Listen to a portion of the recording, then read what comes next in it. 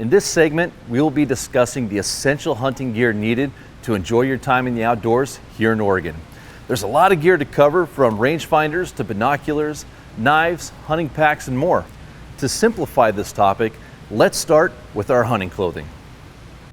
When one walks through any sporting goods store, you can quickly determine that there are a multitude of options when it comes to clothing. So let's break it down and simplify it as best we can. Here in Oregon, we have all sorts of different type of weather that you will experience not only during the early season, say in August, September, but even on into the winter months in November and December. So how do we combat that? Well, it's through layers. Let's go ahead and talk about layers right now. We want to make sure we always have a good base layer. What constitutes a good base layer? We want to avoid cotton. In the survival industry, they say that cotton kills. That's because the cotton will absorb your sweat and keep it against your body and cool you down rapidly. So when we look for a base layer, we want to look for materials made out of wool, silk, acrylic, or polypropylene. Those will whisk the moisture away from your body and keep you dry and keep you warm.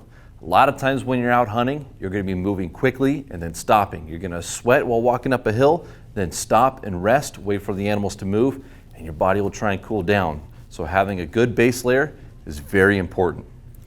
Next on up, even during the early season, August, September, it can be cold and even might have a little bit of dew or moisture on the grass or on the trees as we're walking through.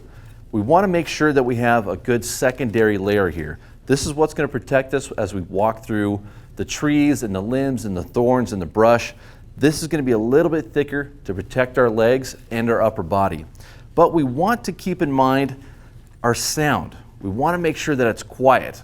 When you are selecting your secondary layer, we want to find clothing that is quiet.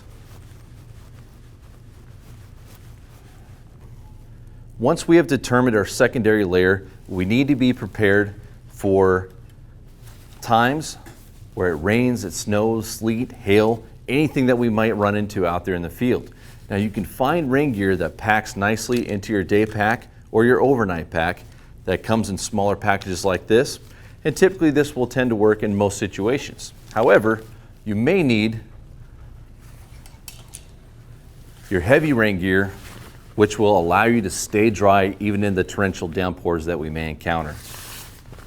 One issue that we might run into when it comes to quality rain gear that keeps us dry is the noise.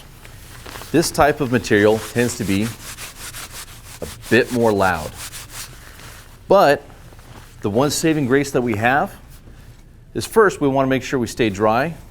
But second, when it's raining that hard, it typically makes it harder for the deer and elk to hear us moving through the woods. So make sure that you stay comfortable over anything else. Don't be afraid to get rain gear that is louder, because we want to make sure we stay dry.